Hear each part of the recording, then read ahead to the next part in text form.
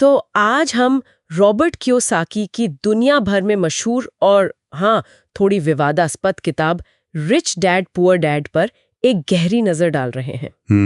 1997 में आई थी ये किताब और पर्सनल फाइनेंस की दुनिया में तो जैसे इसने काफी हलचल मचाई। बिल्कुल, ये किताब दिलचस्प इसलिए है क्योंकि ये कोई सीधी सादी फाइनेंस गाइड नहीं है। सही कहा। ये ज्यादातर आपकी सोच बदलने का दावा करती है।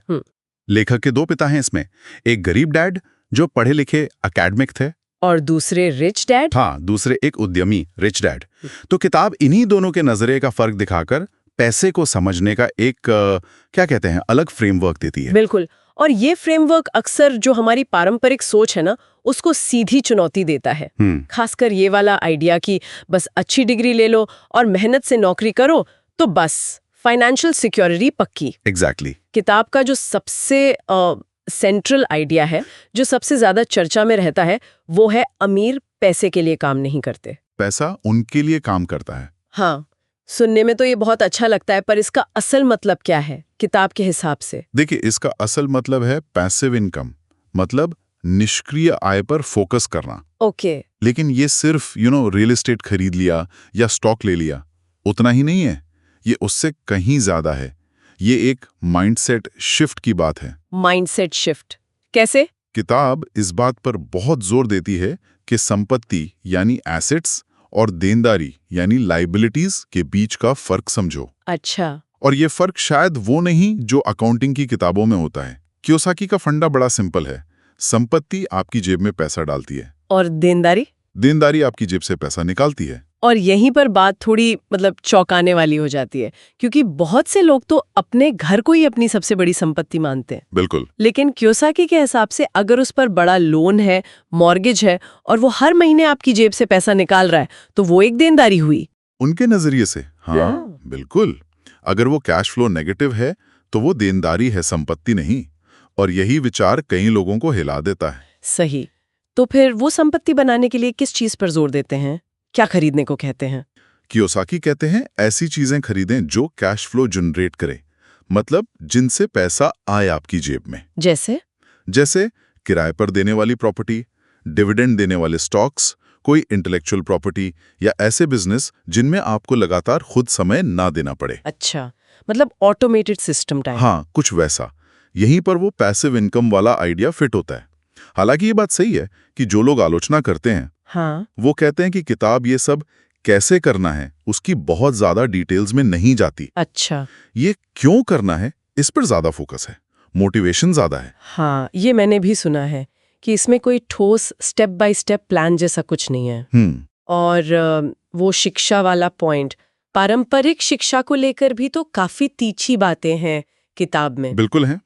कियोसाकी का साफ तर्क है कि हमारे स्कूल हमें अच्छा कर्मचारी मतलब एम्प्लॉय बनना सिखाते हैं, मालिक या निवेशक बनना नहीं सिखाते। हाँ, उनका कहना है कि सिस्टम मालिक या निवेशक बनाने के लिए डिजाइन नहीं किया गया है।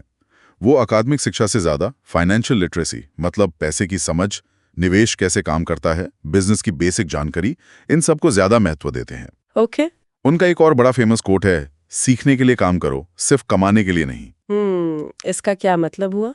मतलब ऐसी जॉब्स चुनो जहां आप जरूरी स्किल सीख सको, जैसे सेल्स, मार्केटिंग, नेगोशिएशन, कम्युनिकेशन। अच्छा। भले ही शुरू में सैलरी थोड़ी कम क्यों ना हो, क्योंकि ये स्किल्स उनके हिसाब से आगे चलकर संपत्ति बनाने में ज्यादा काम आएंगी, पैसे से भी ज्यादा। ये बातें काफी सोचने वाली है कि अनुभव और स्किल पैसे से ज्यादा कीमती हो सकते हैं, लेकिन क्या ये पारंपरिक शिक्षा को कुछ ज्यादा ही खारिज नहीं कर देता? हाँ, मेरा मतलब है डॉक्टर, इंजीनियर या ऐसे प्रोफेशन के लिए तो वही पढ़ाई काम आती है ना? ये एक बहुत वाजिब आलोचना है और कई लोग मानते हैं कि किताब का नजरिया इस मामले में थोड़ा कह सकते हैं एक तरफा है।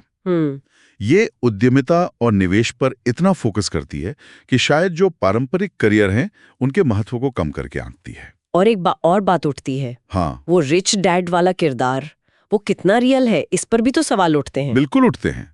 क्या वो सच में कोई व्यक्ति थे या लेखक ने उन्हें सिर्फ एक सिखाने के टूल की तरह इस्तेमाल किया? किताब खुद इस बात को कभी साफ नहीं करती। तो अगर हम इसका सार निकालें तो रिच डैड पुअर डैड असल में एक प्रैक्टिकल हाउ टू गाइड कम है और एक मोटिवेशनल माइंडसेट बदलने वाली किताब ज्यादा है। हाँ, ये आपको पैसे, रिस्क, करियर इन सब के बारे में जो पुरानी धारणाएं हैं उन पर सवाल उठाने को उकसाती है।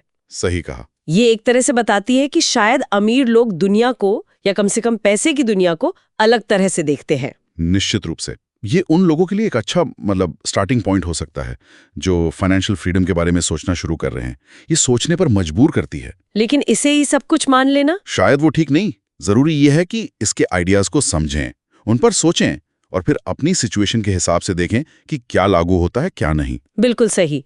तो ये थी हमारी आज की चर्चा रिच डैड पुअर डैड के कुछ मुख्य विचारों और उनसे जुड़े सवालों पर। हाँ, और इस बातचीत के बाद शायद श्रोताओं के लिए सोचने वाली बात ये हो सकती है कि इस किताब के बारे में जानने के बाद पैसे या निवेश से जुड़ा ऐसा कौन सा पारंपरिक विश्वास या सोच है जिसे ये किताब चैलेंज करती है और जिस पर आपको लगता है कि हाँ, दोबारा सोचने की